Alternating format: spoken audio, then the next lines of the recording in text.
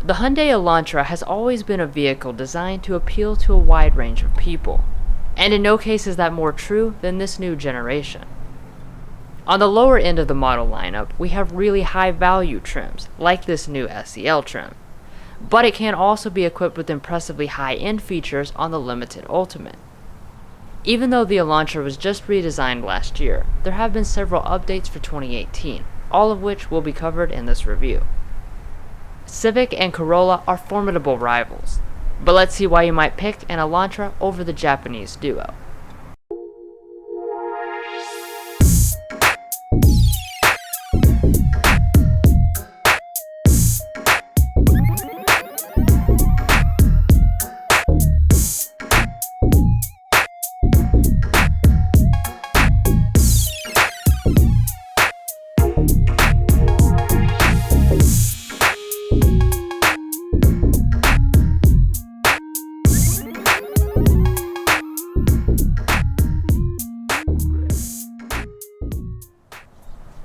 So full disclosure, this is Mason's personal car. That said, this is going to be a normal full review just like any other vehicle for all the new viewers. But for you subscribers, there will still be plenty of personal ownership videos coming soon to the channel.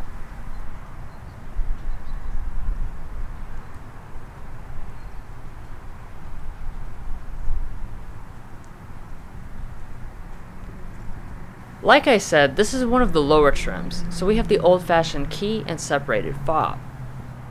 Smart Entry, however, does come on the Value Edition and up, and Remote Start comes on the app for limiteds.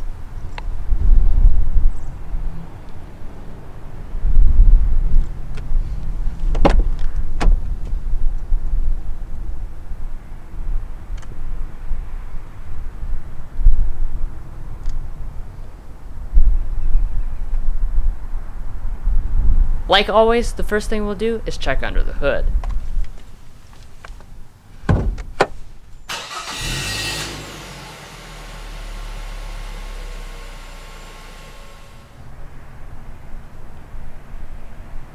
So under the hood of the Elantra, you can find a variety of different things.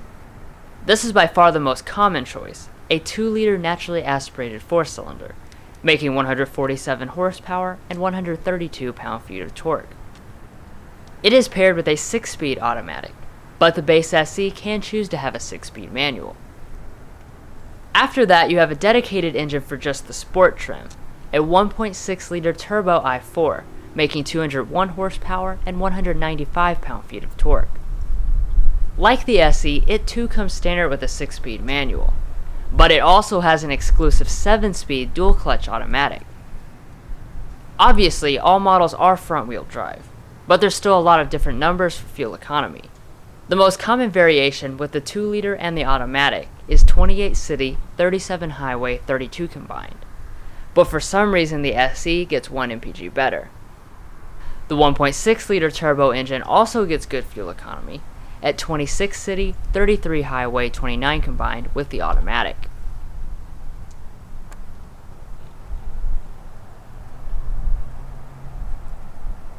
That's a real basic rundown of the powertrains, so now let's check out the exterior.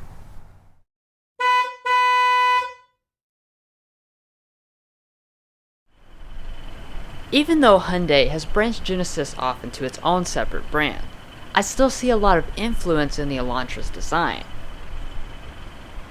Nothing has changed up front for 2018, so you still have this satin silver grille on the SE through the Value Edition. There are 2 other versions you can get, a dark chrome grille on the Limited, and an aggressive black and silver grille on the Sport. For the headlights, most models get these halogen projector beam units, but the Sport has standard HIDs and the Limited has the option of getting them. Down here you would find LED daytime running lights starting on the Value Edition.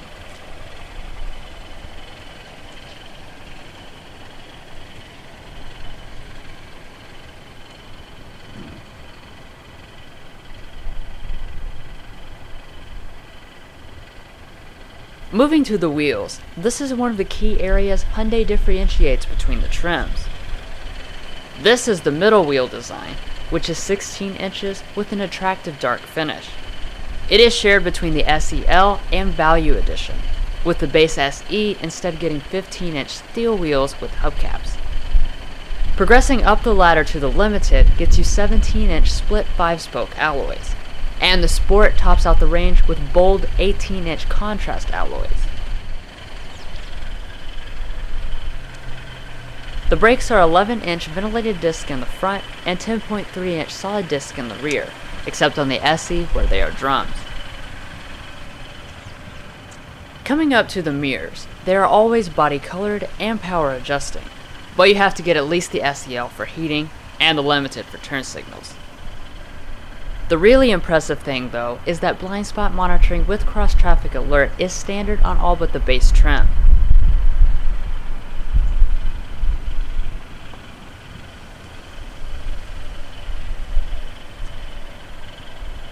Looking at the side of the Elantra, gone is the swoopy design of the last generation, and in its place is a sleek design which makes it look a lot larger. The actual measurement is 179.9 inches long, which is very close to the majority of rivals. Of course, safety is also very important, and the Elantra excels in this area. It achieves the highest possible distinction of Top Safety Pick Plus 2018 from the Insurance Institute for Highway Safety, something that the Civic, by the way, does not. It is worth mentioning that you also have an advanced suite of active safety features available as an option on the Limited and Sport. They include lane keeping assist, auto high beam headlights, automatic emergency braking with pedestrian detection, and smart adaptive cruise control. However, some rivals do include these things standard.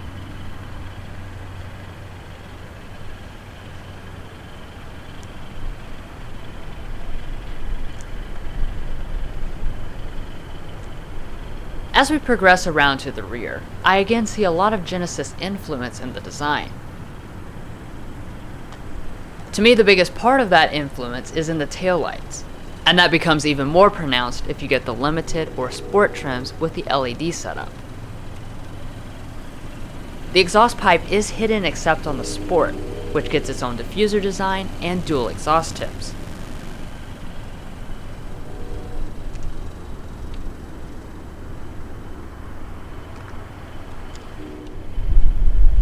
So every Elantra has a 14-gallon fuel tank, but the fuel ranges vary widely due to all the different combinations. Our version, which is the most popular combo, gets 448 miles of range, which falls to 406 with a turbo. As you would expect, all models use regular unleaded fuel.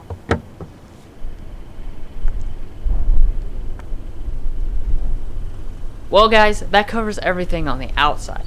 So now I'll let Mason take over and show off the interior of his car.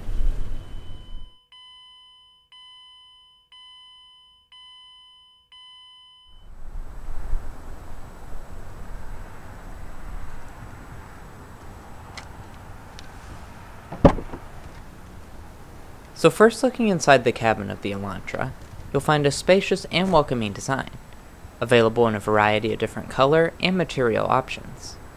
This is the standard cloth interior, available in beige, gray, or black color schemes. The Sport and Limited upgraded leather trim seats, which are black only on the Sport. The door trim is also made of nice materials for the class. You've got a padded material where your elbows rest, and cloth above that. Only the driver's window is auto down.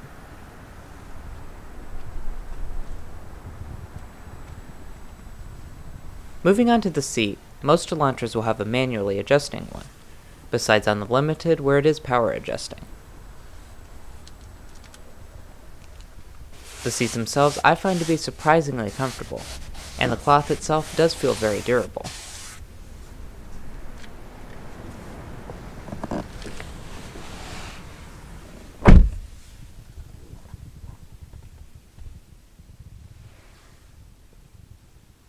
When you first get inside the cabin of the Elantra, you'll immediately notice how large it feels. It's comfortable, there is great visibility, and when you start feeling around, you'll notice that the materials are also quite impressive. The only hard part is above the gauge cluster, with the rest being a nicely grained soft-touch plastic. There's also some nice silver trim to accent. and the rest just has a great feeling of solidity to it.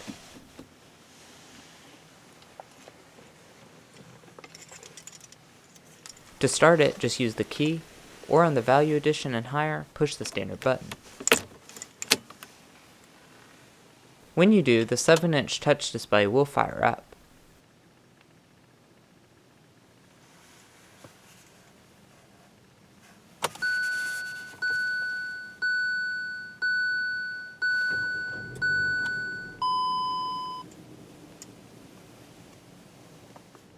The gauges are the typical Hyundai design, which is to say classy but nothing extravagant.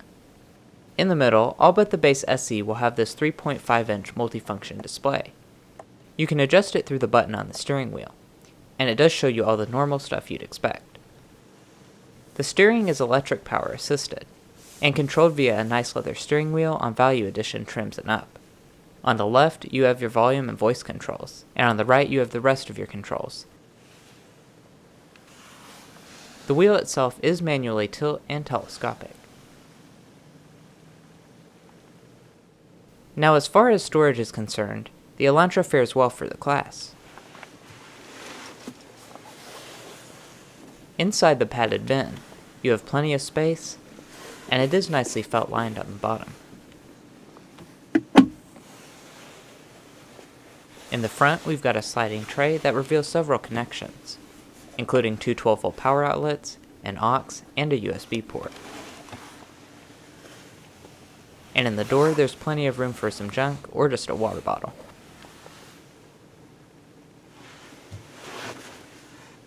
Coming over, the shifter is a nice design, with a leather boot. You can shift manually by kicking the shifter to the left, but paddles are reserved for the sport trim only.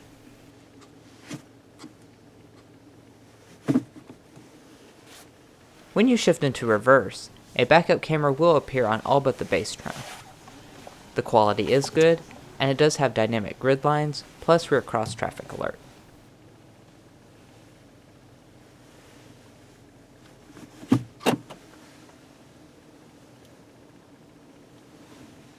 Next to the shifter, you have the drive mode selector. You can toggle through 3 different modes, shown here in the gauges. And 3-stage heated seats would be located here in the Value Edition and up. The climate is manually adjusting on the 2 base trims, or dual zone automatic on the Value Edition and higher. The knobs and buttons are high quality, and simple to adjust.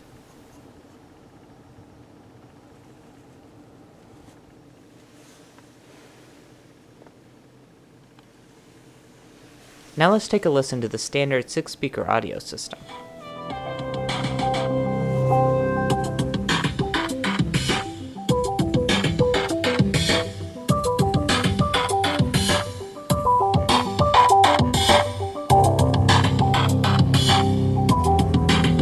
Sound quality is good for a bass system.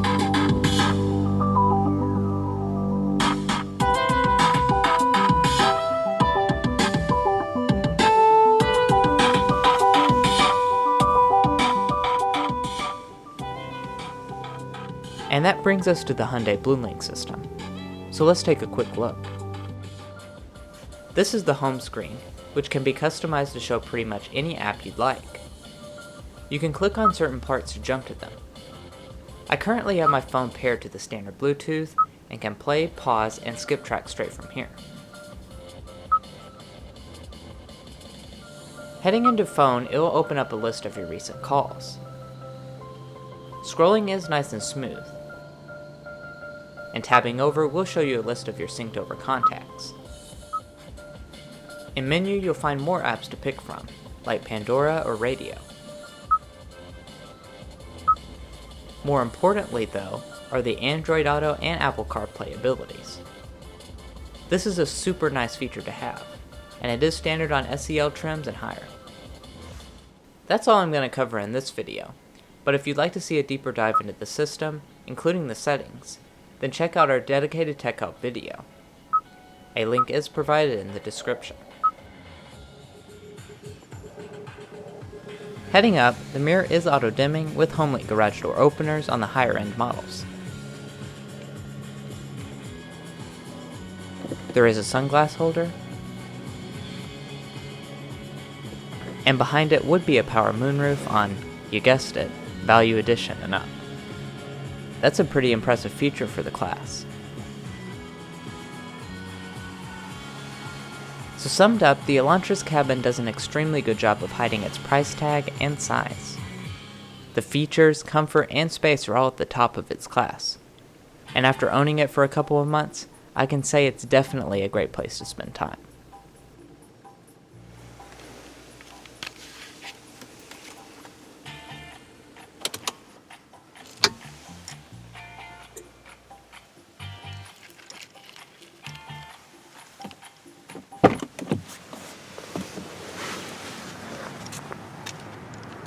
Now let's go ahead and check out the rear seats and cargo area.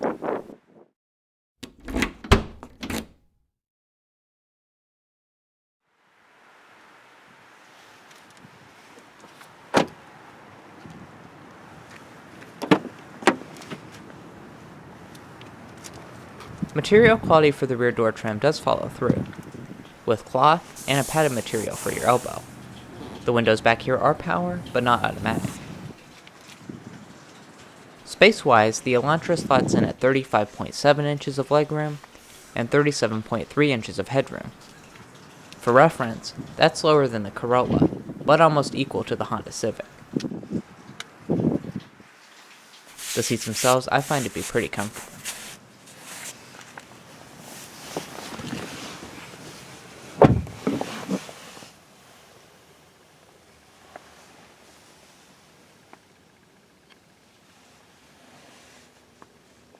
Down in the center, you won't find any vents or anything, but our model does have these two sturdy cup holders.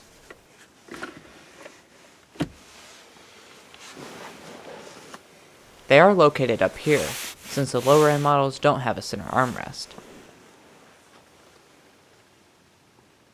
And up top, we've got a nice light, a premium headliner, and an assist grip and coat hook. So behind my own seating position, I have an abundance of space, which is pretty nice for a compact car.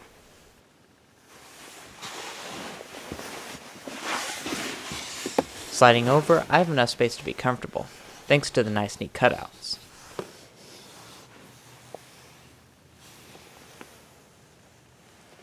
Summed up, the Elantra's rear seat is one of the best in the class. The seats are comfortable, there's plenty of space, and as you go up in the trims, you can get very luxurious features like heated rear seats.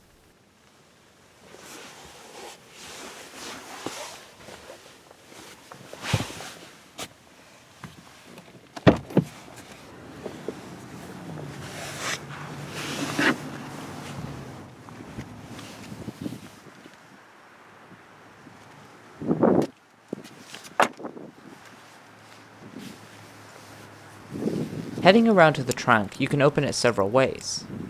I can just use the fob, but Value Edition trims and up get Hyundai's neat hands-free trunk.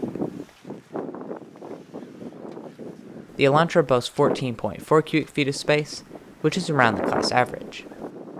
The opening is also quite wide, so I don't think many of you will have an issue in terms of getting stuff inside it. My cargo package also adds this nice cargo net, and this little hook which is used for stuff like a grocery bag. The seats also do fold 60-40 split, which isn't a guarantee for this class.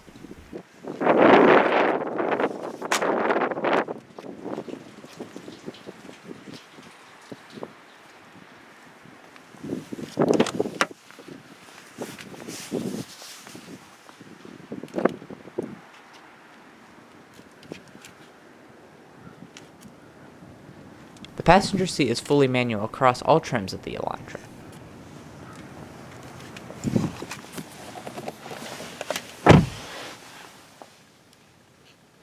Materials in front of the passenger are quite nice, with padded plastic and some silver trim. The glove box is also quite large, but it is not felt lined or dampened.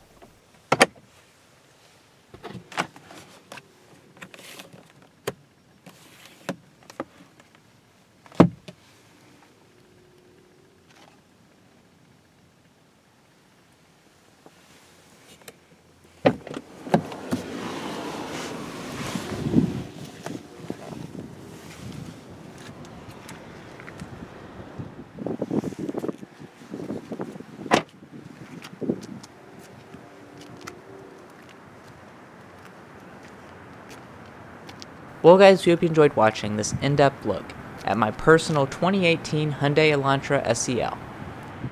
Stay watching for a quick overview of the pricing, and don't forget to hit those like and subscribe buttons below.